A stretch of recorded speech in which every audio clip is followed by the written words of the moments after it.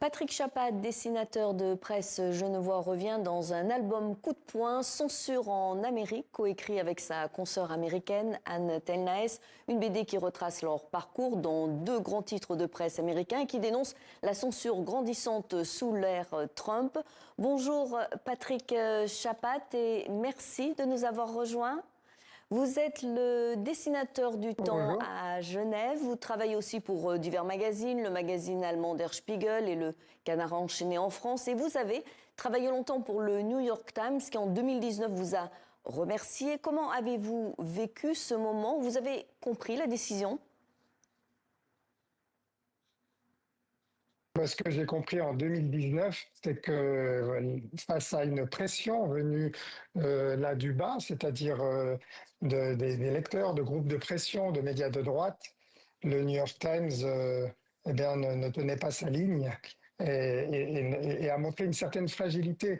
Et en fait, ça, c'était une autre époque. C'était d'abord pour un dessin qui n'était pas de moi, hein. C'était déjà la première présidence de Trump.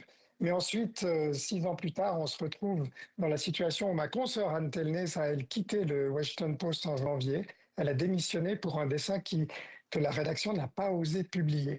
Donc autant le New York Times a pratiqué l'autocensure par avance, autant là, le Washington Post pratique l'obéissance par avance.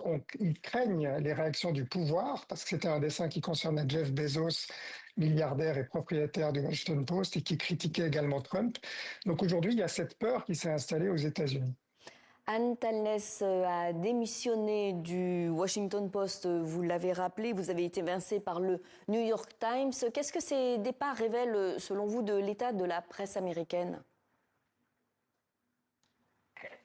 Mais c'est assez inquiétant, c'est ce que Anne, qui est une grande dame du dessin de presse, qui a travaillé 17 ans pour le Washington Post, c'est ce qu'elle appelle l'obéissance par avance.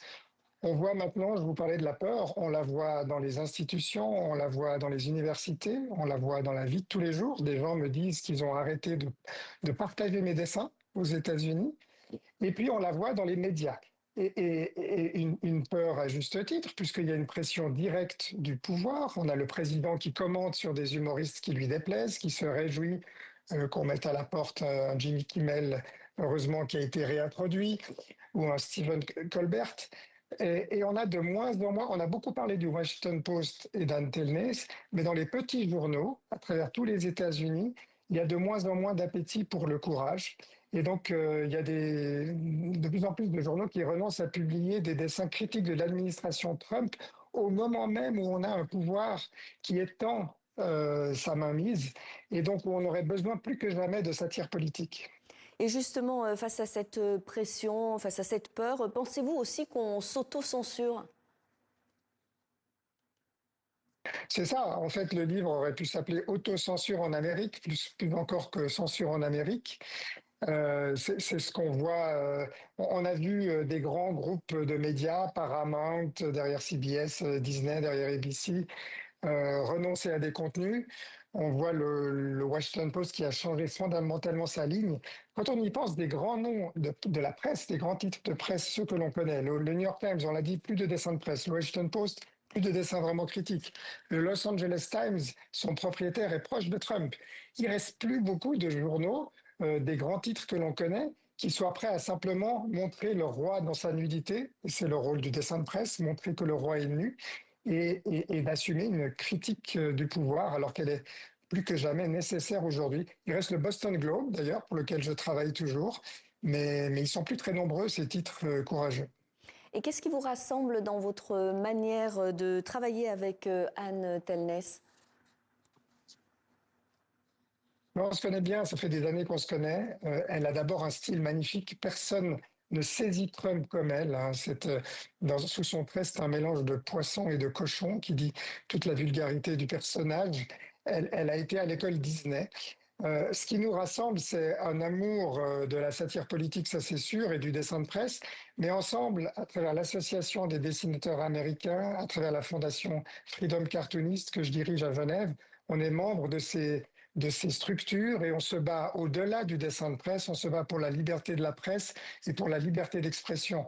Et en fait, le dessin de presse est un baromètre et un symptôme de la liberté plus large dans une démocratie. La satire politique nous dit beaucoup de la liberté dans une démocratie. Et quand vous voulez voir l'état d'une démocratie, regardez comment ces dessinateurs se portent.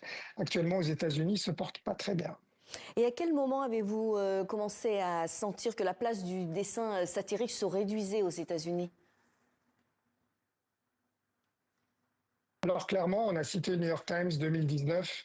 Là, il y avait des pressions qui venaient de la société. Et puis, on l'a dit, des rédactions en chef qui de moins en moins défendaient leur position, qui pratiquaient en fait le principe de précaution appliqué à l'humour en préférant supprimer des contenus que de gérer les polémiques. L'humour, la satire politique, c'est un frottement. Et c'est un frottement dont on a besoin, c'est le frottement du débat en démocratie.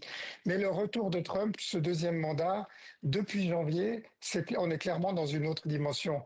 On a les leviers directs du pouvoir qui sont utilisés pour intimider, faire peur. On a des procès. Trump a réussi un settlement de 13 millions, qu'est-ce que c'était 16 millions, pardon, avec ABC. Il a menacé le New York Times de 16 milliards de dommages et intérêts. Donc, il pratique l'intimidation directe à travers la FCC, l'autorité de contrôle, où il a un homme qui est à sa botte. Eh bien, il menace aussi directement les médias et leurs licences. Il insulte les journalistes. Il les intimide. Il s'entoure d'influenceurs de droite ou d'extrême droite. Donc c'est une dérive sous nos yeux extrêmement effrayante et Anne Telnès, à travers ses dessins, est un témoin de cette dérive. Et une dernière question, dans l'Amérique de Trump, quel contre-pouvoir reste-t-il encore? Alors, il ne faut pas sous-estimer, moi j'ai passé 3 semaines et demie aux États-Unis, j'en ai fait un reportage dessiné pour le journal Le Temps, et mon sujet c'était ceux qui résistent. Et il ne faut pas sous-estimer l'ampleur de la résistance. On a rencontré des jeunes de 20 ans et quelques qui résistent. Chacun peut résister à sa manière. Et pour les dessinateurs de presse, la résistance, elle consiste à dessiner. Dessiner et montrer le roi dans sa nudité et montrer les choses telles qu'elles sont. C'est un combat qui se mène tous les jours. On ne sait pas aujourd'hui, en 2025, si ce combat sera gagné. Un combat pour sauver vraiment la démocratie américaine. Merci beaucoup Patrick Chapat pour cet entretien et je rappelle le titre de votre ouvrage coécrit avec Anne Telnès, Censure en Amérique, paru aux éditions Les Arènes.